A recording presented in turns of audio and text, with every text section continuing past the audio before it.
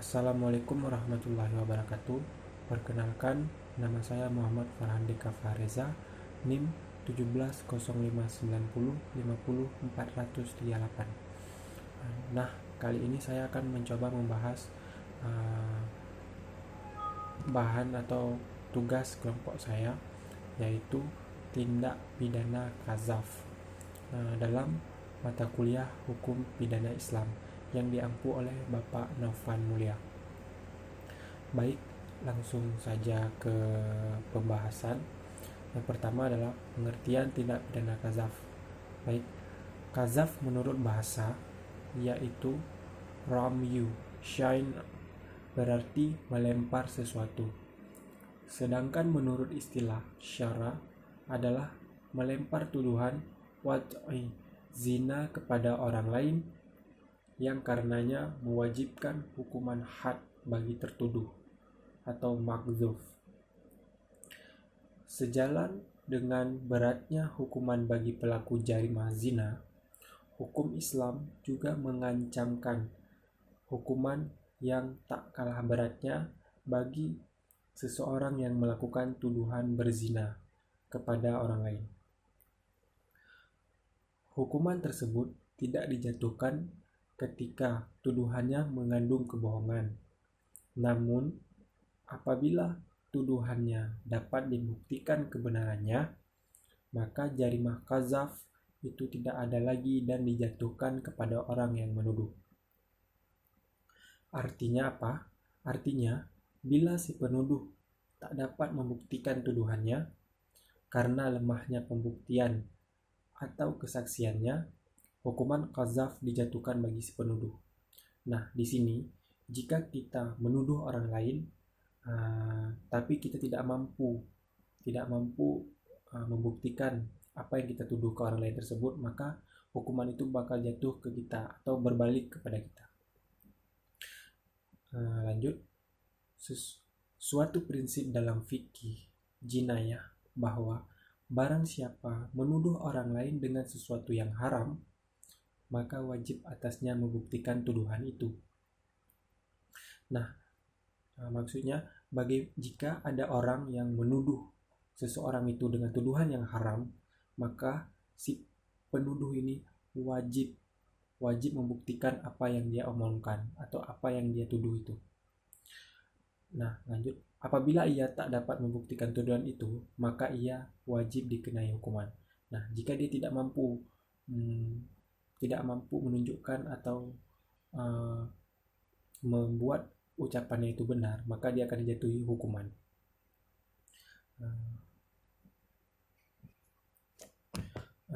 Baik, lanjut. Unsur-unsur jarimah qadzaf. Yang pertama, menuduh zina atau mengingkari nasab. Maksudnya adalah ucapan yang mengandung tuduhan atau penolakan terhadap tuduhan keturunan, seperti mengatai seseorang telah berbuat zina atau menempelkan predikat pezina kepada seseorang dan tidak mengakui anak atau janin yang lahir atau masih dalam kandungan istrinya. Maksudnya di sini adalah menempelkan predikat zina kepada seseorang dan tidak mengakui anak atau janin. Jika seseorang jika seseorang mempunyai istri dan dia tidak mengakui janinnya, itu dia termasuk ke dalam qadzaf atau menuduh zina atau mengingkari nasab. Baik, yang kedua adalah orang yang dituduh harus orang yang muhsan. Artinya apa? Artinya orang yang dituduh itu orang baik-baik, bukan seseorang yang biasa berbuat zina. Kalau yang dituduh itu pezina, hal itu bukanlah tuduhan, tetapi sesuai dengan kenyataannya. Baik, adanya iktikat jahat. Iktikat jahat inilah yang memotivasi perbuatan tersebut untuk mencelakakan orang lain yang tidak berdosa, sehingga tercemar nama baiknya atau celaka karena hukumnya dera. Mengenai qadzaf, orang yang menuduh orang lain berzina Ada syarat-syarat yang harus dipenuhi, antara lain berakal, dewasa, tidak dipaksa. Inilah syarat-syarat yang menjadi dasar penuntutan. Berikutnya, sedangkan ma'zuf, orang yang dituduh berzina, fuqaha sepakat bahwa di antara syaratnya adalah, ini ahli fuqaha, Islam. Yang pertama itu adalah Islam, yang kedua akal sehat, balik, merdeka, ifah atau menjauhi perbuatan zina. Kelima syarat tersebut harus terdapat pada tertuduh agar hukuman qazaf dapat dilaksanakan terhadap penuduh atas tuduhan dustanya tersebut. Baik, lanjut pembuktian qazaf. Yang pertama, persaksian. Jarimah qazaf dapat dibuktikan dengan persaksian, dan persyaratan persaksian dalam masalah qazaf sama dengan persyaratan persaksian dalam kasus zina.